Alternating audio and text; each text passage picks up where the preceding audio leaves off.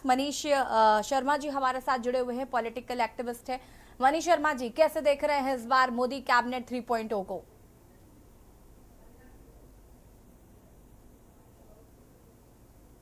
Unmute कीजिएगा please. हाँ जी, बिल्कुल। मैं ये कह रहा था कि इस बार थोड़ी बदली हुई परिस्थितियां हैं। हम्म। और मंत्रिमंडल में जो 272 का जो जादुई आंकड़ा वो बना रहे, इसकी छाया पूरे मंत्रिमंडल के को लेकर के उस पर लगातार बनी रहे। हम्म। ये उनके सामने एक बड़ा संकट है। हम्म। और इसीलिए आप देखेंगे कि सारा फोकस इस पे ये होगा हम्म। कि ये सरकार आगे कैसे चल पाए। हम्म। अब ये कंट्राडिक्शन है इस सरकार के साथ, खास करके मोदी जी के साथ, हम्म। कि पहली बार उनको अल्पमत की सरकार चलानी पड़ रही है। गुजरात से ही ये आदत नहीं है। जी। गुजरात में भी जितने दिनों तक वो मुख्यमंत्री रहे, हाँ। वो प्रचंड बहुमत के साथ रहे। हाँ। और भारत दिल्ली में भी 2 बार वो प्रचंड बहुमत के साथ रहे हैं। हम्म। अब उनको पहली बार इस तरह की स्थितियों में का सामना करना, हम्म। ये उनके हैबिट में नहीं है, उनके आदत में नहीं है, उनके कल्चर में नहीं है। बिल्कुल। और इसका एक हमको लगता है कि उनके ऊपर जो छाप है आमतौर पे, कि पार्टियों को तोड़ देने का, खरीद लेने का, हम्म। और ईडी सीबीआई का इस्तेमाल करके चीजों को अपने पक्ष में कर लेने का, ये उनकी जो एक छाप है उनके ऊपर, एक इस ठप्पे को हटाया नहीं जा सकता। इसीलिए आप देखेंगे कि चंद्रबाबू नायडू और कोई पद नहीं ज्यादा मांग रहे, मांग रहे थे कि हमको स्पीकर का पद दे दिया जाए। मैंने एक तरफ गले भी मिल रहे हैं वो मोदी जी से, और डर भी लग रहा है कि वो उनकी पार्टी को तोड़ दिया जाएगा। अब स्पीकर का पद क्यों मांग रहे हैं, इसको हम लोगों को समझना चाहिए कि वो इसलिए मांग रहे थे कि भविष्य में स्पीकर का रोल बढ़ जाएगा जब तोड़ फोड़ और इस तरह की चीजें होंगी। और ये इसको भी समझना है कि मोदी जी का जो कामकाज को जो तरीका है, वो उनकी जो दिशा क्या होगी, उनकी दिशा ये होगी कि अभी भले वो तमाम अपने सहयोगी संगठनों की बातों को कुछ मान लें, उनको अभी शपथ लेना है, कुछ चीजें कर ले, लेकिन उनकी दिशा क्या होगी? उनकी दिशा ये होगी कि खुद को, भाजपा को भी 272 तक ले जाना। और ये उनके लिए ये आने वाले समय में वो करना चाहेंगे। और इसलिए ममता जी ठीक कह रही है कि वो जो है, ममता जी का एक बयान बयान आ रहा है कल से, कि आज ही का बयान है समझौता की, ये जो दोनों हैं वो हम लोगों के सहयोगी हैं, कुछ दिन बाद उनको लौटना है। हम्म। चंद्रबाबू नायडू जी को और नीतीश कुमार को कहा जाता है कि वो जल्दी ही लौटने वाले हैं, इंतजार करिए थोड़ा। इस तरह की चीजों की बात बोली जा रही है। तो हम्म। मेरा ये कहना है कि ये जो सरकार है, ये इसको जनादेश तो इसको जाने का था, कि विदाई का था। लेकिन कई बार ऐसा होता है कि जनादेश आपको न भी मिले, लेकिन आप सरकार बना लेते हैं। लेकिन जब आप सरकार इस तरह की स्थितियों में बनाते हैं, तो आपका इकबाल नहीं रहता है। आप सरकार का जो इकबाल होता है, जो उसकी नैतिकता होती है, वह इस सरकार में है नहीं असल में। और इसलिए मेरा मानना है कि आप और ध्यान से देखिएगा, ये जो विदेश मंत्रालय है, ये जो गृह मंत्रालय है, ये जो वित्त मंत्रालय है, ये जो रेल मंत्री होंगे, हम्म। ये जो आपके परिवहन मंत्री होंगे, ये जो सारे जो लोग हैं, ये जो आप देखेंगे, ये तो बीजेपी के पास रहने जा रहा है। और ईडी है, सीबीआई है, वो तो पीएमओ संचालित करती है। वो जो वित्त मंत्र जो है, वित्त विभाग है, उसको जो है वित्त मंत्रालय इनकम टैक्स को वो करता है। तो ये जो 4-5 मंत्रालय हैं, ये अगर बीजेपी के पास रहेंगे, तो जो सहयोगी संगठन है उनके अंदर हमेशा भय पैदा करते रहेंगे। क्योंकि उन्हीं के पास सीबीआई है, उन्हीं के पास जो है ईडी है, उन्हीं के पास जो है आपका जो है इनकम टैक्स ऑफिस है। हम्म। तो ये एक खतरा, एक कंट्राडिक्शन है इस सरकार का। ये सरकार पहले दिन से ही इस कंट्राडिक्शन में प्रवेश कर गई है कि एक तरफ वो सहयोगियों को गले लगा रही होगी, हम्म। और दूसरी तरफ सहयोगियों को तोड़ने की कोशिश में भी वो लगातार वो कोशिश में रहेगी। और नहीं भी रहेगी तो सहयोगियों में हमेशा भय जो है बना हम्म। रहेगा। अब हम्म। ये कंट्राडिक्शन कितना दिन चलता है, ये देखना बाकी है। हमको हम्म। मुश्किल लग रहा है कि ये सरकार बहुत सामान्य तरीके से चल पाएगी। ठीक है। आप सभी हमारे साथ, आलोक जी उम्मीद करें। वापस आते हैं आपके पास। मनीष शर्मा जी, अभी प्रफुल्ल पटेल जी का बड़ा बयान आया है। उन्होंने कहा है कि मुझे राज्य मंत्री बनना स्वीकार नहीं, मैं केंद्रीय मंत्री रह चुका हूं। तो वो जो नाराजगी और खुशी वाली बात है वो साफ तौर पर नजर आ रही है कि कई लोग नाराज है। प्रफुल्ल पटेल ने कहा कि मुझे ऑफर मिला, मुझे इस बात की खुशी है, लेकिन राज्य मंत्री बनना स्वीकार नहीं क्योंकि मैं केंद्रीय मंत्री रह चुका हूँ।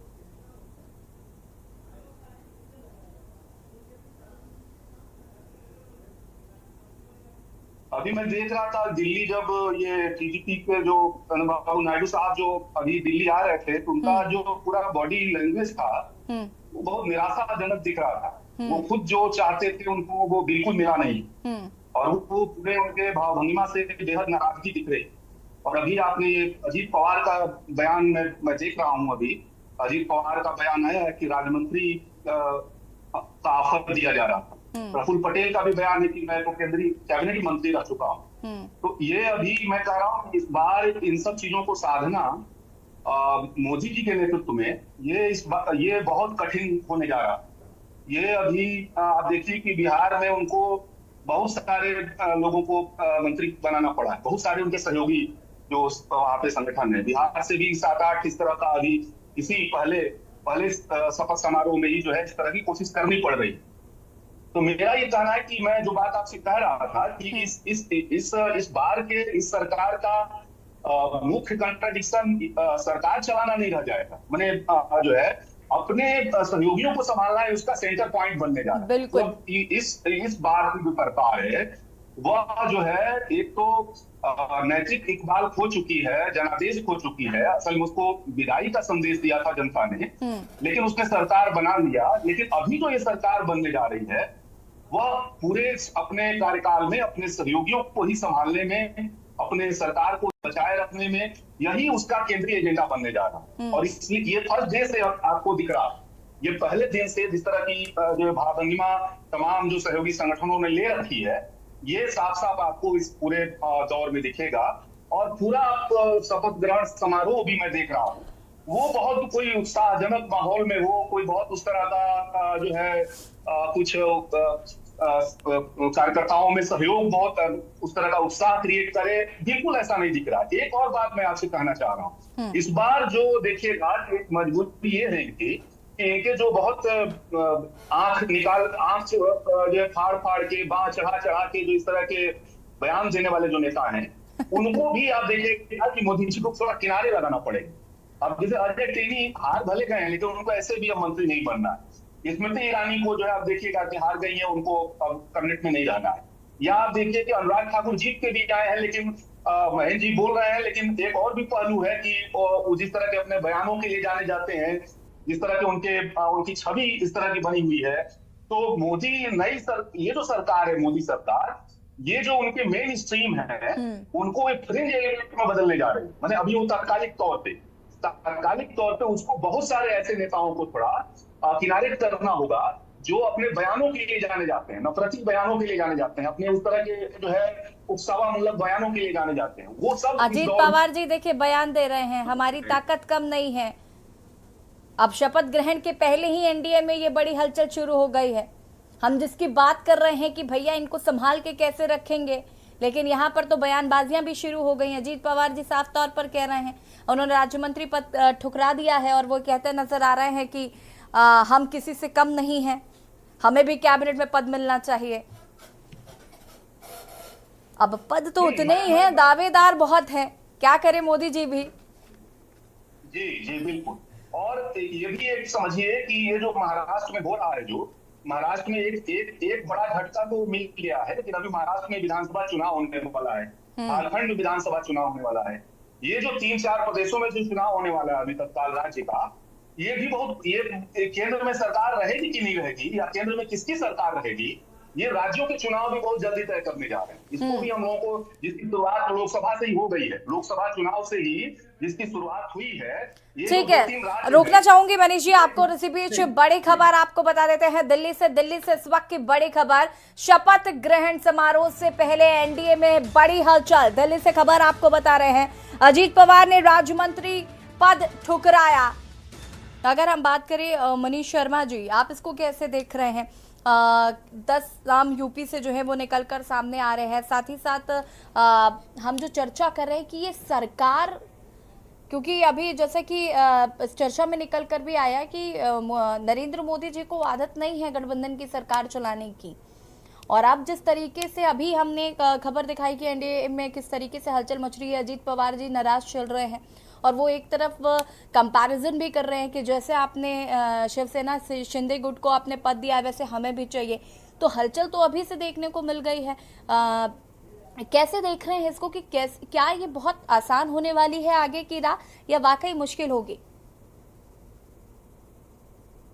नहीं, मैं ये आपसे कहना चाह रहा था कि हम्म। ये जो ये फिर से गठबंधन सरकारों का दौर तो शुरू हुआ है। हम्म। ये नए सिरे से नौ हम्म। नौ तक, जो 2009 तक चीजें जो चल रही थी, हम्म। 2024 फिर से उस तरह के दौर को दोहराने की तरफ बढ़ रहा है। हम्म। लेकिन मेरा ये भी मानना है कि ये जो मोदी जी के नेतृत्व में जो गठबंधन की सरकार होगी, हम्म। वो पिछले दौर के गठबंधन के सरकारों से अलग होगी। ये ये एक तरह से अटल बिहारी वाजपेयी वाली भी सरकार नहीं होगी, हम्म। ये कोई मनमोहन सिंह वाली भी सरकार नहीं होगी। हम्म। ये जो गठबंधन की सरकार इस बार आई है, इसको संचालित करने के तरीके में जमीन आसमान का पिछले गठबंधन की सरकारों से फर्क होगा। और ये सरकार इस मामले में अंतर फर्क होगा। ये सरकार अपने सहयोगियों को साथ में, तात्कालिक तौर पर उनको साथ में लेना है, लेकिन धीरे धीरे उनको अप्रासंगिक बनाने की भी कोशिश करेगी। जो पिछली गठबंधन की सरकारें, आमतौर पर उनकी ये दिशा नहीं हुआ करती थी। ये सरकार जो है सहयोगियों को साथ में भी लेगी और सहयोगियों पे हमेशा तलवार भी लटका रहेगा, उनके सामने हमेशा खतरा बने रहेगा, उनको तोड़ देने का, उनको अप्रासंगिक बना देने का उनके ऊपर लगातार दबाव भी बना रहेगा। तो ये जो सरकार है, ये गठबंधन की जो दौर है, ये अलग होगा। और इसलिए आप देखेंगे कि शुरुआती दौर से ही इतना सतर्क मैंने कभी गठबंधन सहयोगी दलों को इतना सतर्क होकर के इनके साथ जाने का मैं आमतौर पे ऐसे होता नहीं है जो इस बार ये होता हुआ दिख रहा है।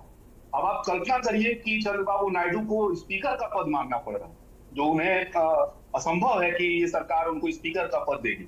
क्योंकि अगर स्पीकर का पद बीजेपी के हाथ से चला गया, तो आने वाले समय में जो बहुत सारी पार्टियों को ध्वस्त करना है, तोड़ना है, बहुत सारा परिवर्तन करना है, ऐसे दौर में, ऐसी सरकारों के दौर में और मोदी जैसे सरकारों के दौर में स्पीकर का पद गृह मंत्री से भी ज्यादा महत्वपूर्ण हो गया है।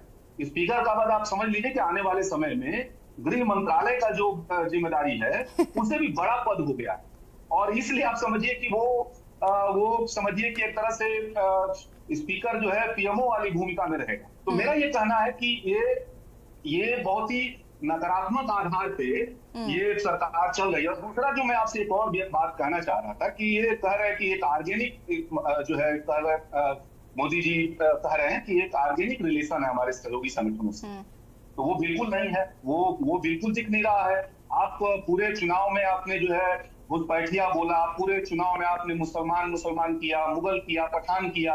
और आपको ये समझना चाहिए कि चंद्रबाबू नायडू वहां अपने राज्य में मुस्लिम समाज को अलग से आरक्षण देने की बात कर रहे हैं, मदरसों को ज्यादा मदद करने की।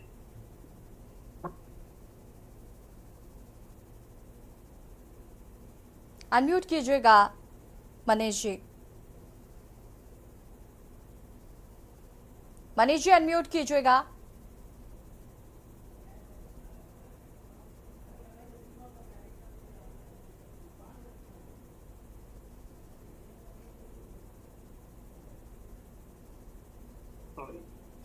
अभी योजना पे विचार करना चाहिए, सीएए पे विचार करना चाहिए, जाति जनगणना की बात कर दी, बिहार को जो है वो विशेष राज्य देने की बात कर दी। तो बहुत ही स्वाभाविक रिश्ता नहीं है। जो इनके दो बड़े गठबंधन दल है, गठबंधन के जो दो बड़े सहयोगी हैं, जिनके ऊपर इस सरकार का सारा दारोमदार है, वही सबसे ज्यादा अंतर विरोधी बातें लिए हुए हैं बीजेपी के साथ। उन्हीं के साथ सबसे ज्यादा कंट्राडिक्शन इस सरकार का। और इसलिए मैं ये कहना चाह रहा हूं कि और जो छोटे छोटे दल हैं जो इनके साथ जुड़े हुए हैं, वो अपनी अलग पहचान खो चुके हैं। अगर आप ध्यान से देखिए, अनुप्रिया जी की अब कोई बहुत उस तरह, क्योंकि पार्टी बहुत लोग नहीं समझते हैं, मोदी जी के एक हिस्सा उनको बना लिया एक तरह से। जयंत जी को बहुत पार्टी वाला एंगल से आप मत सोचिए, वो बेसिकली धीरे धीरे वो एक सीधे तरह से बीजेपी के एलआई के बतौर जो है इनकी स्थिति बना दी गई है। तो हम जो पार्टी है, आप देखिएगा बिहार में उनको अलग बहुत पार्टी के बतौर देखना ठीक नहीं। दो महत्वपूर्ण पार्टियां हैं जिनको आपको देखना होगा कि जदयू है और टीडीपी है, जो अपना स्वतंत्र वजूद बनाए रखना उनकी पहली प्राथमिकता है। उस प्राथमिकता के साथ वो किसी भी समझौते में जाना नहीं चाहेंगे। और वही सबसे ज्यादा उन्हीं के साथ, इस सरकार के साथ बहुत कंट्राडिक्टरी रिश्ते हैं, बहुत ही अंतर विरोधी रिश्ते हैं। और इसलिए मेरा मानना है कि दुर्गेंद्र जी शुभकामना दे रहे थे सरकार को, लेकिन बहुत कम चांस है कि ये शुभकामना काम करे इस सरकार के ऊपर आने वाले समय। बिल्कुल मनीष जी, अगर हम जिस तरीके से बात कर रहे हैं मोदी कैबिनेट की, कुछ नाराजगी की, कुछ लोग खुश भी हैं, कुछ लोग नाराज भी हैं। चिराग पासवान जी काफ़ी खुश हैं, उनको मोदी कैबिनेट में जगह मिल रही है। अगर हम यहाँ आगे इस पर बात करें तो जिस तरीके से विपक्षी गठबंधन की तरफ से प्रतिक्रिया आ रही है इस आज शपथ ग्रहण समारोह को लेकर, वो भी कहीं ना कहीं नकारात्मक ही नजर आ रही है। वो भी लगातार यही कह रहे हैं कि आप सरकार नहीं चला पाएंगे। आप सरकार जिस तरीके से ये कहा जा रहा था कि नीतीश कुमार जी पलट सकते हैं, चंद्रबाबू नायडू जी पलट सकते हैं, उस धारणा को लेकर विपक्षी दल अभी भी इसी तरीके की बयानबाजी करते हुए नजर आ रहे हैं। नहीं, मैं बस आपसे इतना ही कह रहा था कि देखिए, ये कहना कि बहुत अंतर विरोधी बातें हैं, तो इसलिए ये कहना कि जनादेश इस सरकार को नहीं मिला है, ये कहना भी सही है कि ये सरकार जो है बहुत नैतिक आधार फिर से सरकार चलाने का लगभग हो चुकी है, ये बात अपनी जगह है। उसके बावजूद भी सरकार चलती है, उसके बावजूद भी, इन सब अंतर विरोधों के बावजूद हमारा इतिहास ऐसा कहता है कि बहुत ही अल्पमत की सरकारें भी लंबे समय तक चल जाती। मैं इस पे मैं कोई भविष्यवाणी करने की बात नहीं कर रहा हूं। मैं कह रहा हूं कि ये सरकार अंतर विरोधों से भरी हुई, ये सरकार बहुत ही अंतर विरोधी बातों को लेकर के आगे बढ़ेगी। ये कब तक चलेगी, किस रूप में चलेगी, मैं इसकी बात नहीं कर रहा हूं। ये एक ऐसी सरकार है जो अपने सहयोगियों को ही संकट में डालती है। एक ऐसी सरकार है एक ऐसी सरकार है जो अपने पार्टी के नेताओं को ही टारगेट करती है। जो एक ऐसी सरकार है जो अपने मातृ संगठन को भी अपने कंट्रोल में लेने की कोशिश करती है। तो मैं ये कह रहा हूं कि ये सरकार बहुत सारे अंतर विरोधों से भरी हुई है। मैं ये बिल्कुल नहीं कह रहा हूं कि इसका मतलब ये सरकार गिर जाए, ये सरकार नहीं चल पाएगी, मैं ये बिल्कुल नहीं कह रहा हूं। लेकिन मैं ये कह रहा हूं कि इस सरकार का केंद्रीय एजेंडा देश चलाना नहीं रहेगा आने वाले समय में। इस सरकार का केंद्रीय एजेंडा एम प्रकार है सरकार चलाना बना रहेगा।